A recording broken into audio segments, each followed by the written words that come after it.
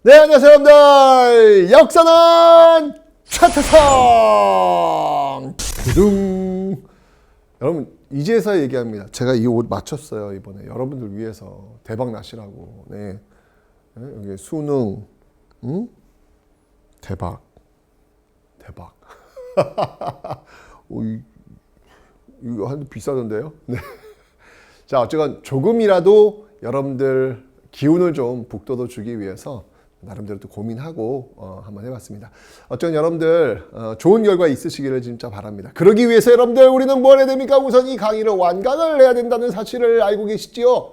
네. 지금 여러분들의 교재는 지금 새까맣게 지금 변해가고 있어야 돼요. 그 밑에 있는 그 종이, 저 판서 아래에 있는 거 열심히 쓰셔야 되고요. 내 강의할 때 쓰셔야 되고요. 별 채우기 지금 채워가면서 반복하면서 가셔야 되는 거 알고 있죠, 여러분들? 네, 여러분 믿겠습니다. 네, 무조건 우리는 완강입니다. 기필코 완강입니다. 할 수 있습니다. 화이팅! 가자!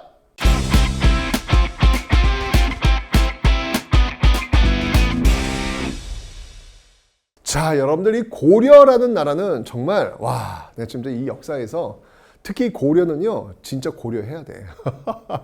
왜냐하면 정말 자랑스럽다는 생각이 듭니다. 근데 또 그 시대로 돌아가 보면 너무 고생들 하셨을 것 같아. 계속 전쟁이야, 계속 전쟁. 10세기, 11세기는 거란이 쳐들어오고, 12세기는 여진 쳐들어오고, 13세기는 몽골 쳐들어오고, 14세기는 홍건조가 외과 쳐들어오고, 어떻게 끊임없이 전쟁이냐고. 참 속상합니다. 네. 하지만 이제 그런 와중에서도 어쨌건 고려는 이 고려의 깃발을 꺾지 않았다는 사실, 이것만으로도 고려 500년의 역사는 존중받아야 된다. 박수 받아야 된다. 박수 받을 자격 있다. 라고 저는 확신을 하고 있습니다. 아마 고려시대에서 한 문제가 나온다면 왕을 묻거나 또는 이 외침사를 묻거나 둘 중에 하나를 물을 거예요. 그만큼 중요하다는 이야기입니다. 왜냐하면 우리의 자랑스러운 역사이기 때문에 그 자랑스러운 역사를 시험 문제에 내고 싶은 거죠. 출제위원들은요. 그래서 이 부분은 여러분 놓치지 않으셔야 되겠습니다. 자, 지금부터 들어갑니다. 자, 보십시오. 이 전쟁이 일이 많았습니다. 거란요, 이 10세기, 11세기 쳐들어왔고요.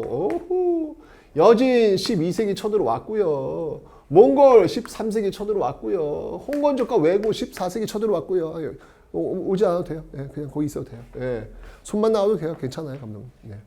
그래서 이런 10세기, 11세기, 12세기, 13세기, 14세기에 걸쳐가지고 정말 이렇게나 많이 쳐들어왔음에도 불구하고 정말 깃발을 꺾지 않았다는 이 사실, 이 자랑스러운 역사가 참 대단합니다. 자, 그래서 하나씩 한번 살펴보는 시간을 갖도록 하죠. 자, 먼저 거란족이 쳐들어왔을 때 거란이 세운 나라를 요나라고 하는데 이것도요 무려 3번이나 쳐들어와요. 3번이나. 3번 다 막아내잖아.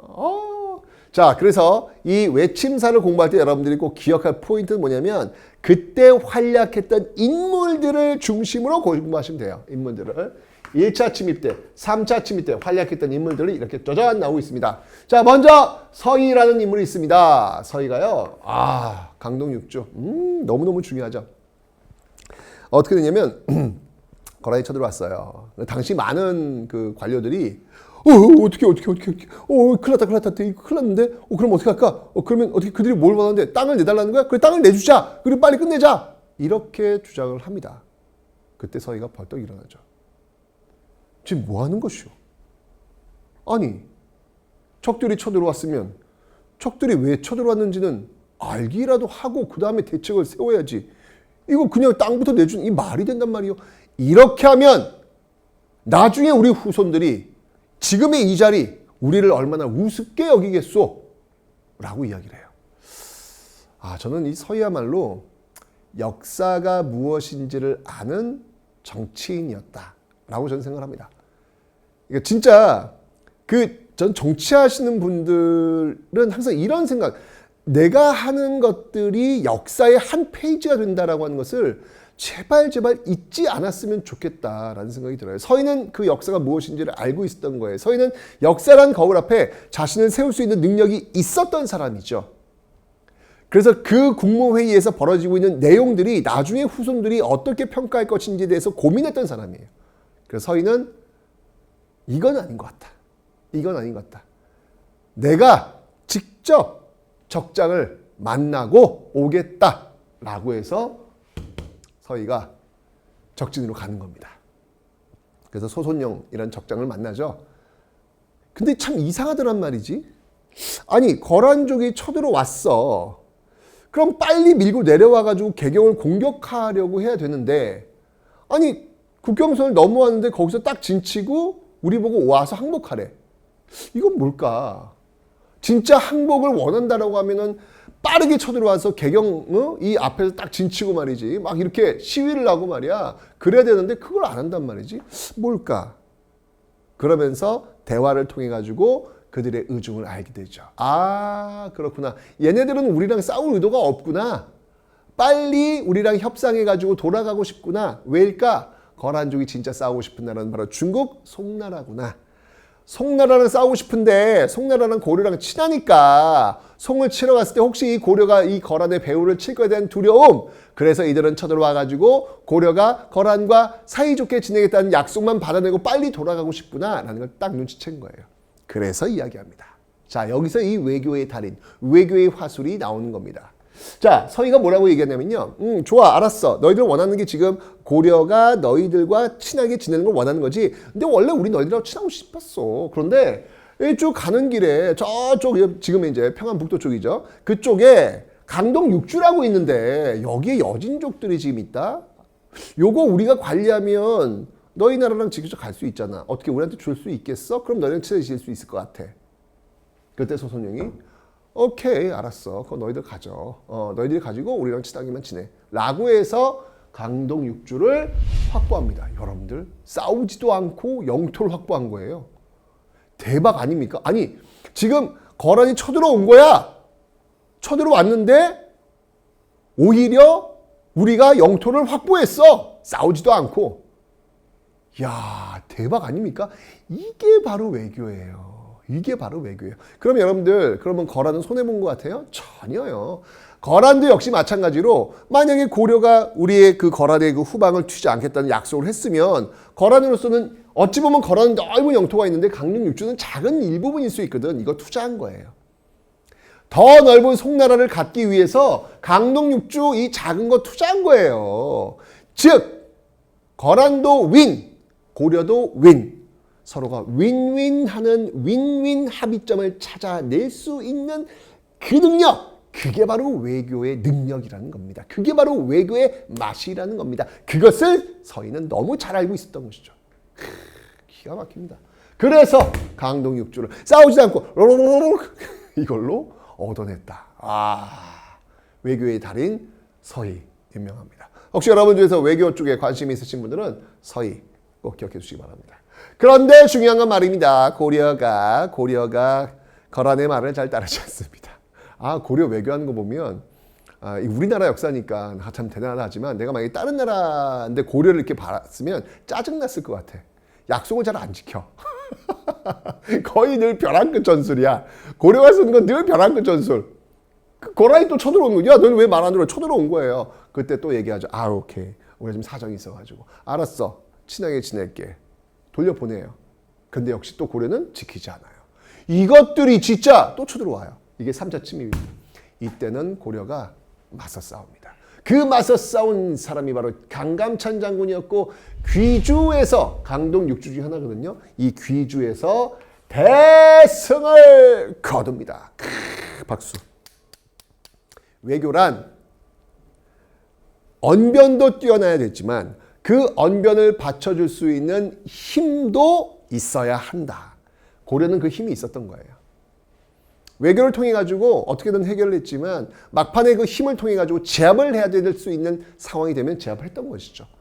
그래서 이렇게 통해 가지고 이 거란을 물리치게 되면서 이 동북아 거란과 송과 고려의 어떤 이 삼각관계, 이 트라이앵글, 이 삼각관계를 만들어 놓는 그런 힘을 고려가 보여주었다. 동북아의 어떤 질서의 그 키를 이 고려가 가지고 있었다라고 하는 정말 대단한 그 역사를 고려는 쓰고 있습니다. 이게 거란 쳐들어왔을 텐데 어쨌건 여러분들 기억하세요. 서희의 강동육주. 와우! 시험 너무 잘 나와요. 서희의 강동육주. 이거 완전 별표야, 별표. 완전 중요해. 진짜 중요합니다. 그 다음에 강감찬의 괴주대첩도 하나 기억해 놓으시면 되겠습니다. 됐죠? 자, 이러면서 이제 고려는요, 사실 거란족 쳐들어올 때 초조대장경을 만들어가지고 이 부처님의 힘을 빌려가지고 이 거란을 막아내겠다라는 어떤 그런 의지를 불태워요. 정신적인 어떤 그런 지주 역할을 부처님을 통해서 우리가 한번 해보겠다라고 그 생각을 믿은 것이죠. 그리고 이 거란을 물리쳤을 때 또 천리장성을 축조하고 나성. 여러분 이 천리장성이라고 하는 건요, 고구려에도 천리장성이 있고요, 또 고려에도 천리장성이 있습니다. 두 개가 있는데 위치는 전혀 달라요. 고구려의 천리장성은 만주 쪽에 있고요, 이 고려의 천리장성은 한반도 내에 있습니다. 어쨌건 이런 천리장성을 구축을 했고요. 그 다음에 나성을 축조, 개경을 둘러싸고 있는 나성을 축조해서 또 다른 외침에 대비하는 그런 모습들을 고려가 보여주고 있더라라는 얘기. 멋지다 고려. 네, 다음 여진족 보도록 하겠습니다.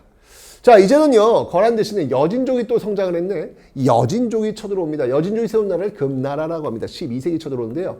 자, 이때 여진족이 자꾸 국경을 넘어오니까 윤관이라고 하는 인물이 진짜 여진족 이거 안 되겠네.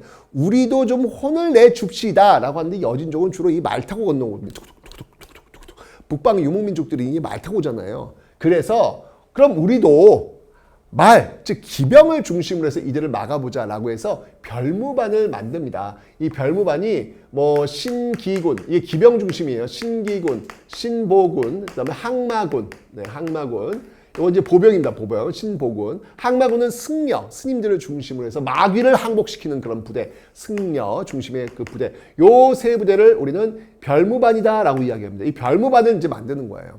그 별무반을 만들어 가지고 여진족을 공격합니다. 결과가 어땠을까요? 예, 이깁니다. 그래서 동북 구성을 확보하네. 야, 이거 뭐 거란 쳐들어왔을 때 서희는 강동육주 확보하고, 여진 쳐들어왔을 때 윤관은 또 동북 구성 확보하고, 야, 고려가 대단합니다. 이렇게 동북 구성을 확보하는 모습을 보이고 있습니다. 오, 잘한다. 고려 대박이다. 좋습니다. 그런데 사실 여러분들 그 지역을 확보한다는 게 이 당시에는요, 사람이 가서 살아야 돼요. 근데 이 당시에 사람이 많지가 않아요.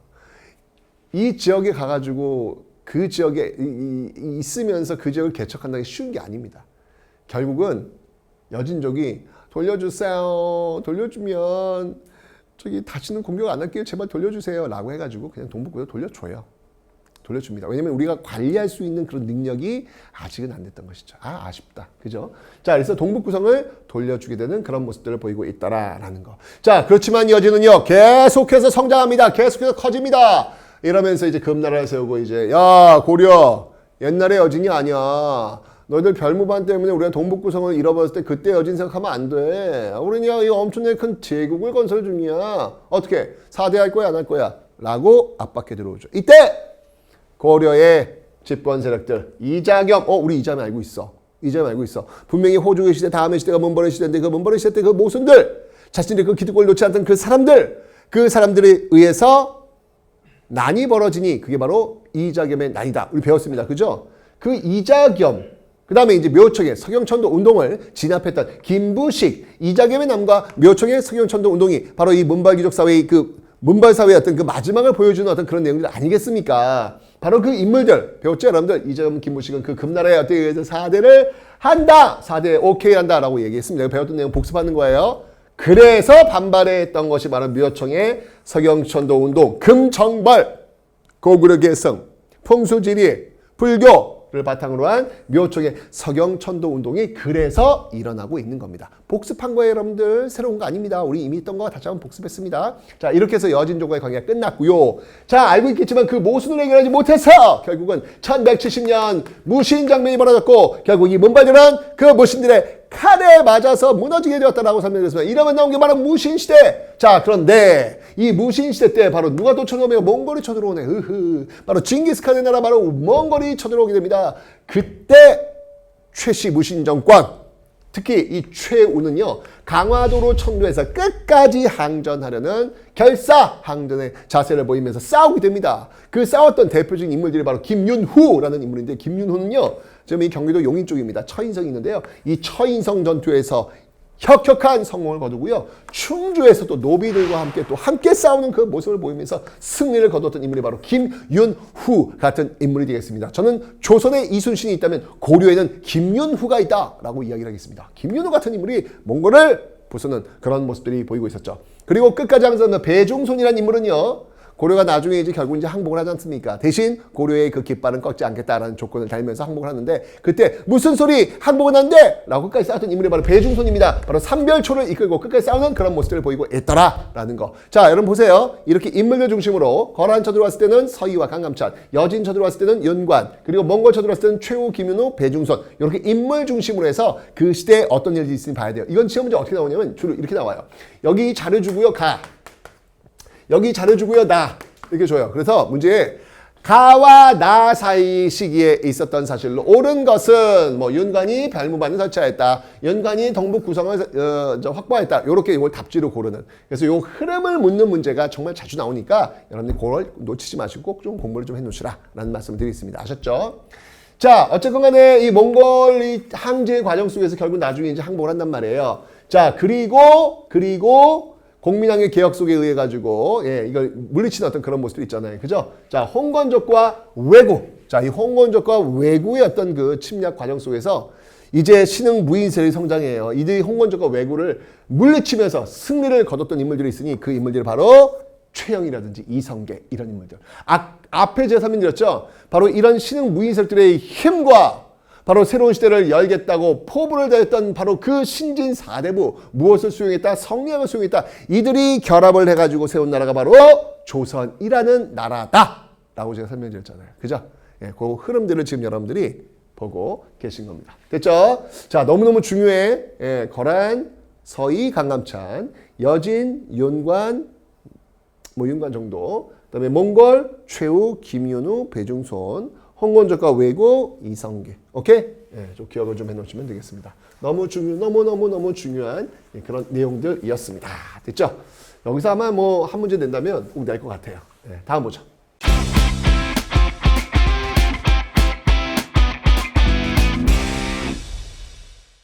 자, 이제 고려의 사회에 대해서 한번 살펴보는 시간을 갖도록 하겠습니다. 고려 사회는요, 기본적으로 신문제 사회지만 앞에 있었던 그 고려에 비해서는 상대적 개방성을 갖고 있다. 그 이유가 뭘까요? 앞에 있었던 신라죠. 앞에 있었던 신라 같은 경우에는 여러분들 골품제도 아니겠습니까? 태어날 때부터 그 운명이 결정되어 있는 거야. 난 태어날 때부터 입을 옷, 태어날 때부터 태어날 때 타고 다니는 수레, 이 크기나 규격이나 이런 게 다 정해져 있단 말이에요. 내가 능력이 뛰어나서 올라갈 수 있다? 없다! 폐쇄적 신분지 사회가 바로 골품제 사회였다. 그래서 거기에 열받았던 육두품들, 또 호족들이 결국 들고 일하는 게 바로 중세 고려를 여는 그런 계기가 되는 거 아니겠습니까? 그죠? 그러니까 당연히 고려는요, 이 앞에 있던 신라에 비해서 상대적으로 좀 개방성을 갖고 있다. 아니, 제가 설명드렸잖아요. 통일신라 말기에 최치원이 그 시무책을 올렸지만 받아들이지 않았다. 하지만 고려 초 같은 최승로, 같은 경주 출시, 육두품 제한 출시 되겠죠? 이가 올렸던 최승로의 시무 28조는 성종이 딱 받아들여가지고 지방간 파견하고 그런 모습 나오잖아요. 완전히 다른 거예요. 시대가 완전히 바뀐 거예요. 이런 모습들이 나타납니다.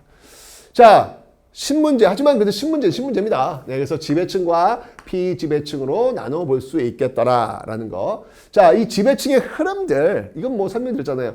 호족에서, 문벌에서, 신에서, 권문세족에서, 신진사대부로 넘어가는 그 흐름들이 있다라고 제가 쫙 스펙트럼을 알려드렸습니다. 그죠? 자, 부터 볼게요. 양반 문벌들입니다. 양반 문벌들. 양반이라고 하는 양반, 문반과 무반, 양반과 무반, 양반, 문반과 무반, 양쪽에 있는 반에서 양반이라고 얘기하는 것이죠. 이 양반 문벌들, 폐쇄적 혼인, 그 다음에 전식과 음서를 통해서 경제적인 이득을 또 취하고 있는 그런 모습들. 자, 여기 전식과가 나왔는데 전식과가 뭐냐면, 여러분들 기억나죠? 앞에서 제가 그 신문왕 이야기할 때, 통일신라 때 이 당시에 그 관료들은 도대체 월급을 뭘로 받았을까? 그때 관료전을 지급하고 노블 폐지했다. 기억나십니까? 기억이 안 난다고? 기억나야지.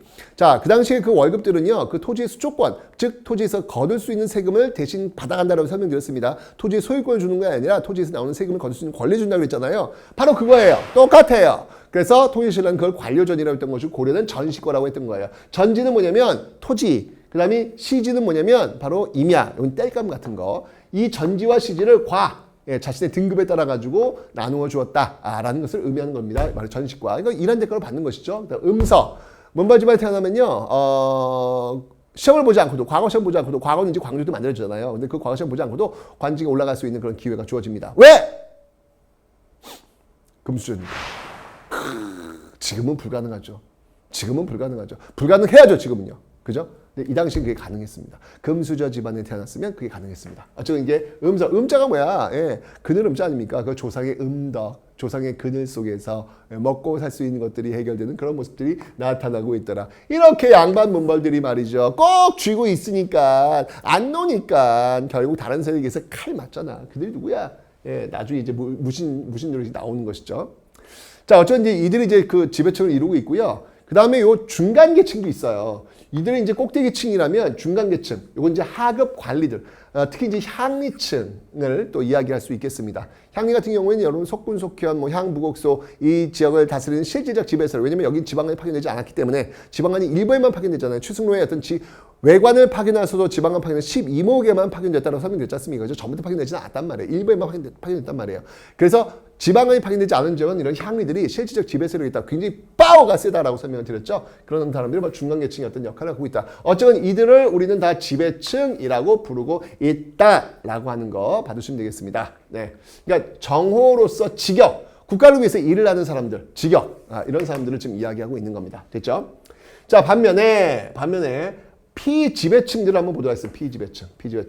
피지배층에는요, 또 나눌 수 있는데, 백정이 있어요. 백정. 직역, 국가를 위해서 일하는 그건 아닙니다. 이 백정은요, 일반 농민들을 얘기한다고 보시면 돼요. 일반 백성들을.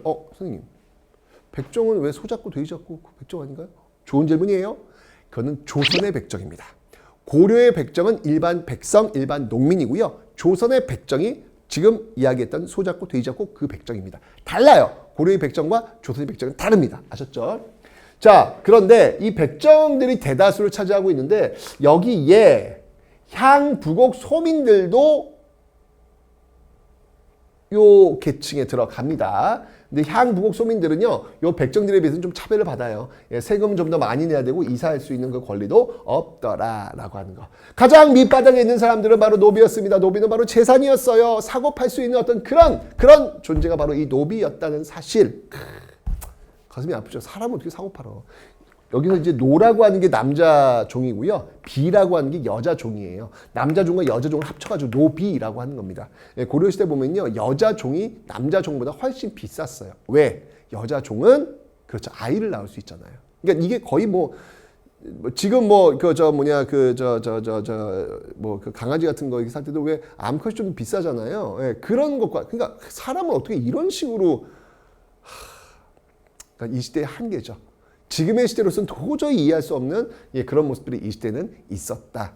여러분들, 우리는 그 시대에 태어나지는 않았습니다. 그래도 우리는 지금 이 시대에 태어났네요. 그죠? 이런 어떤 그 지배층들이 지금 구성되어 있더라. 그래서 여기 그 양반, 중간계층, 백정들을 묶어가지고 양인이라고 하고요. 천민들, 외사람들을 천인이라고 하더라. 라는 거 받으시면 되겠습니다. 자, 그리고 여러분들, 여기 지금 보시면 여성의 지위가 있어요. 여성의 지위가 있는데, 조선 여성의 지위와 고려 여성의 지위가 좀 달라요. 이 고려 여성의 지위는 상당히 높다라고 보시면 됩니다. 상당히 높다라고 보시면 됩니다. 그러니까 조선 여성, 특히 조선 후기 여성의 그 지위에 비해서, 가정 내 지위에 비해서 상당히 높다라고 보시면 돼요. 그 이유는 뭐냐면 일단 상속을 똑같이 해요. 아들, 딸 구별 말고 재산을 똑같이 나누자. 여러분들, 지금하고 똑같죠. 지금은 무조건 n분의 1입니다. 네, 무조건 법적으로 n분의 1입니다. 그런데 여러분들 이게 아주 옛날부터 있을 때 그렇지 않아요. 90년대까지만 해도 여러분들 남자가 좀 더 많이 재산을 받도록 되어 있었어요. 법적으로요. 민법이 바뀌면서 그 이후에 남녀 구분 없이 똑같이 n분의 1 나왔는데, 그러니까 이미 고려 시대는 그게 있었던 거야. 대박. 그리고 그러니까 당연히 n분의 1이니까 딸도 제사 지낼 수 있습니다. 왜 아들만 제사를 지내? 딸도 제사를 지낼 수 있습니다. 왜? 그냥 근본상속이니까요. 그래서 돌아가면서 제사를 지내요. 이번에는 아들이 지내고 그 다음에 딸이 지내고 이런 모습도 가능해요. 이건 지금보다도 훨씬 더 어떻게 보면은 좀 이렇게 나아져 있는 모습. 지금 여전히 제사 지내면 아들 쪽에서 좀 가고 있는 그런 모습도 있잖아요. 그죠? 그러니까 굉장히 이런 모습들은 조선틱한, 아직도 조선틱한 그런 모습들이 지금 보이고 있다는 이야기죠. 그 다음에 이제 보세요. 호적은 나이순으로. 또 음선은 외가 쪽도. 음선은 제가 왜 과거 시험 보지 않고도 올라갈 수 있는 그런 거라고 했잖아요. 외가 쪽 똑같이 적용이 됩니다. 그러니까 친과 외가의 구분이 없었다는 이야기죠. 그죠? 그러니까 여성의 지위가 조선에 비해서 상대적으로 높았다라고 하는 거, 이 정도만 여러분들이 알고 계시면 되겠습니다. 고려시대가 굉장히 독특한 시대예요. 고려시대가 어찌 본다면 지금 우리가 고려시대의 어떤 그 가정 내 질서를 열심히 따라가고 있는 모습은 아닐까라는 그런 생각을 할 정도입니다. 왜냐하면 우리가 조선의 어떤 끝자락에 연결되기 때문에 조선의 어떤 모습들을 많이 닮아 있거든요. 그것들 이제 계속 바꿔나가고 있는 것이죠. 다음 보자.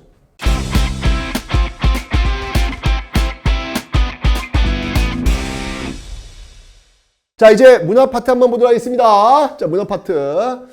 자, 두둥두둥 유학, 역사, 불교, 풍수, 지리, 사활과 관련된 내용들 한번 볼 텐데요. 자, 먼저 유학부터 한번 살펴볼게요. 항상 요 기준점을 1170년을 쭉 나눠가지고 고려 전기와 고려 후기로 나누어서 좀 보시면 되겠습니다. 됐죠? 자, 고려 전기의 대학교는 국자감이 있어요. 자, 정리 한번 해볼게요. 자, 고구려의 대학교는 소수리망 때 무엇? 대학. 통일신라의 대학교는 신문왕 때 무엇? 국학. 발해의 대학은 무엇? 주자감. 고려의 대학은 무엇? 국자감. 조선의 대학은 무엇? 성균관. 요거 한번 정리 한번 해봅시다. 그래서 국자감, 지방에는 향교. 요건 이제 조선시대까지 이어지게 됩니다. 조선시대까지 향교는 지방교육을 담당하고 있더라라는 거 봐두시면 되겠네요. 그런데 고려는요, 이렇게 사립학교가 꽤 힘이 셌어요. 그러니까 여기는 이제 관악은 이제 국립학교죠. 국립학교보다 사립학교의 파워가 더 셌어요. 사람들이 사립학교 많이 가려고 그래요. 왠지 알아? 사립학교에 가면요, 아주 다양한 과거 시험에 합격할 수 있는 그런 비법, 팁 이런 것들을 잘 알려주고 있기 때문입니다. 지금하고도 비교하면 좀 재밌는 모습인 것 같아요. 이 당시 고려인 여러분들 지금 왜 그 강남 8학군 대치동 일대 그런 거 있잖아요. 똑같이 그때도 있었어요. 개경에 그 학원가들이 밀접해 있는 과거 시험에 합격하려고 있었어요. 거기서 일타 강사도 있었어요. 과외 선생님도 있었고요. 다 있었어요. 바로 그 일타 강사, 그 과외 교습까지 다 받으면서 과거 시험에 매진했던 인물이 바로 이규보라는 인물입니다. 동명왕편, 저 동국 이상국집을 썼던 이규보라는 인물. 그 당시에는요, 치맛바람은 없었고요. 왜냐면 여자들이 밖으로 이렇게 나돌아다니는 그런 시대는 아니었으니까, 고려시대만 해도. 물론 가정 내 지위는 상당히 높았지만 그 당시에는 도포자락바람. 아빠들의 바람. 이규보의 그 아버지가 어떻게든 이 아들을 과거 시험에 합격하려고 정말 다 때려 부숴요. 기러기 아빠를 자처합니다. 딴 데 부임지로 갔는데 아들내미 개경에서 공부해야 된다고 혼자 가요. 이런 식으로 기러기 아빠를 자처하는 이런 모습들까지 있다. 정말 지금은 너무 똑같은 그런 모습이 있습니다. 이규보가요, 정말 모평을 보면 정말 전국수석인데 수능만 보면 성적이 안 나와서 떨어지네. 미치겠네. 왜 이런 친구 있잖아요. 이규보가 그랬어요. 결국 그래가지고 계속 떨어져요. 떨어지다가 결국은 나중에 이름까지 개명합니다. 이름까지 개명했는데 그 이름이 바로 이규보예요. 원래 이규보 원래 이름이 아니에요. 이름 개명해가지고 드디어 붙었어요. 여러분들 수능 합격하려면 어떻게 해야 돼요? 이름을 바꾸세요. 어쨌건 자, 이렇게 해서 이 여기 들어가려고 무진장애를 썼습니다. 근데 그 사학의 원탑이 바로 이 최충이 문헌공도라고 그런 학교가 있는데, 최충이라는 인물이 원탑이었다라는 거 봐주시면 되겠습니다. 자, 그러다가 여러분들, 고려 후기로 옵니다. 고려 후기는요, 제가 얘기했습니다. 바로 비전이 있어야 된다. 무신들이 비전이 없었기 때문에 결국은 무너질 수밖에 없었다. 힘만으로는 안 된다. 그러나 조선을 세웠던 사람들은 그 비전이 있었다. 그 비전이 무엇이다? 바로 신진사대부의 성리학이었다라고 설명드렸잖아요. 그죠? 바로 안양에 의해서 소개가 되었는데요. 이 성리학을 수용한 이 신진사대부들이 바로 신흥 무인 세력들, 바로 이성계와 결탁하면서 조선을 건국했다라고 제가 설명을 드렸습니다. 요거 기억해 두시면 돼요. 오케이. 다음 역사 볼게요. 역사. 삼국사기. 현존하는 우리나라에서 가장 오래된 역사서가 바로 이 삼국사기가 되겠습니다. 누구에 의해서 편찬됐냐고요? 김부식. 가만히 있어봐. 김부식? 들어봤는데 김부식이 누구지? 그렇지. 문벌 사회 때 양반 문벌들이 있었던 그 시대에 그렇지. 바로 묘청의 서경천도 운동을 진압했던 인물 그 김부식 맞습니다. 그 김부식 썼던 그 삼국사기가 현존하는 물론 그 이전에 역사서 많이 있었겠죠. 고구려사도 있고 백제사도 있었겠죠. 하지만 그게 남아있질 않고요. 오로지 삼국사기만 존재할 뿐이니까 이 삼국사기 현존은 가장 오래된 역사서라고 보시면 되겠습니다. 혹시 여러분들 집에 가락 같은데 이렇게 굉장히 오래된 책이 있으면 한자로 쓰여 있을까 읽지 못하지? 일단 저한테 가져오세요. 네, 제가 보고 굉장히 중요한 역사서다라고 하면 제가 일단 챙겨놓도록 하겠습니다. 아셨죠? 자, 삼국사기 이게 이제 기전체에 쓰여진 건데 이게 뭐냐면 쉽게 얘기하면 이거예요. 여러분들 그 열전이라는 거 있죠. 사람들 이렇게 써놓은 그 열전으로 이제 구성되어 있는 그런 역사서 기전체라고 이야기합니다. 열전도 있는 거예요. 네. 왕의 역사 또 이렇게 이 신하들의 역사를 이렇게 중심에 쓴 그 역사책이 바로 이 기전체로 쓴 삼국사기가 되겠습니다. 하여튼 현존은 가장 오래된 역사서다라는 기억하시면 되겠네요. 자, 요거 보시면 되고요. 그 다음에 자, 1170년 고려 후기로 옵니다. 몽골들이 막 쳐들어오고 있는 어떤 그런 상황들, 뭐 이런 상황들 속에서 뭔가 좀 이게 우리의 어떤 자주적인 어떤 모습을 보여주려는 노력들이 많이 나오는 책들이 이 시기에 쏟아져 나옵니다. 자, 우선 아까 우리 이기보 선생님, 네, 동명왕편. 정말 이 이기보 선생님 정말 이 사교육도 많이 받으시고 사립학교 들어가셔가지고. 정말 공부를 많이 하셨던 분인데 시험은 좀 없었던 그런 분. 하지만 결국은 합격했어요. 합격해가지고 책 시면 엄청 많이 썼던 분이에요. 그래서 이규보의 동명왕편이 있고요. 특히 동명왕 누굽니까? 고구려 왕이 아니겠습니까? 고구려. 그 고구려의 어떤 역사를 보여주는 그런 모습도 있었고, 일연의 삼국유사, 이승휴의 제왕운기. 삼국유사와 제왕운기의 공통점은 뭐냐면요, 바로 단군이라고 하는 우리 역사의 출발점을 지금 기록해 놓고 있더라. 삼국유사와 제왕운기의 단군이 없었으면 우리는 홍익이가 날 수도 없었을 거예요. 우리 역사서에 고조선도 없었을 거예요. 그죠? 이 역사서가 있었기 때문에 그런 것들이 가능해지는 것이죠. 그러니까 이런 것들은 바로 이 고려 후기에 어떤 몽골의 침입이라든지 원간섭기라든지 이런 그런 과정들이 이제 펼쳐지면서 어떤 우리 민족의 어떤 중요성 이런 것들을 보여주기 위한 그런 어떤 일련의 어떤 과정들이 아닐까라는 생각이 듭니다. 됐죠? 역사 받으시면 되겠습니다. 현존하는 가장 오래된 역사 삼국사기. 그리고 단군 삼국유사와 제왕운기 중요합니다. 다음은 불교로 보도록 하겠습니다. 자, 불교. 자, 불교에서는 여러분들 두 분을 꼭 기억하셔야 합니다. 이거 시험에 잘 나옵니다. 대각국사 의천과 보조국사 진울 두 스님을 비교하셔야 되는데요. 여러분들 지금 부처님 오신 날 이렇게 보면 행사를 보면 연등 행사잖아요. 그 연등 행사라는데 이렇게 눈에 잘 이렇게 보다 보면 조계종 이렇게 지나가고 천태종 이렇게 지나가요. 그러니까 지금도 조계종과 천태종은 굉장히 중요한 굉장히 그런 종파입니다. 불교계에서. 그런데 그 조계종과 천태종이 언제 만들어졌냐? 바로 고려시대 때 만들어지고 있더라. 바로 의천에 의해서 천태종이, 진울에 의해서 조계종이 만들어지고 있더라라는 겁니다. 근데 이 고려시대의 불교의 핵심은 뭐였냐면 어떻게 하면 선종과 교종을 통합할 수 있느냐가 핵심이었어요. 여러분들 선종과 교종 아시죠? 교종은 교리, 문자를 중심으로 해서 외우면서 부처님의 뜻을 깨닫는 것, 선종은 참선을 통해서 부처님의 뜻을 깨닫는 것, 다르다고 설명드렸습니다. 그죠? 자, 이 호족들은요, 바로 이 선종에 집중하면서 자신의 그 힘을 키울 수 있었다. 누구나 부처가 될 수 있다. 누구나 왕이 될 수 있다는 논리로 호족들의 인기를 끌었다라고 제가 앞에 설명드렸던 그 선종이에요. 그 선종과 교종을 이렇게 하나로 통합한 게 고려의 어떤 목표였다는 얘기죠. 그래서 의천은요, 그 방법을 제시했습니다. 뭐였냐면 바로 교관겸수, 교종과 관, 직관적인 선. 이게 선종입니다. 교종과 선종을 겸해서 수행하면 된다. 하지만 앞에 교가 나왔으니까 교종 중심의 선종 통합을 이야기한 것이죠. 반면에 진울 스님은요, 정혜쌍수. 역시 마찬가지로 선, 정. 이거는 선정에 들어간다. 참선 얘기하는 거예요. 이거는 선종이죠. 혜, 지혜. 지식이에요. 공부예요. 이건 교종을 얘기하는 거예요. 바로 선종과 교종은 쌍, 함께 공부를 해야 한다. 똑같은 말이에요. 저 교관겸수와 정혜쌍수는 똑같은 말이에요. 하지만 뭐가 우선이다?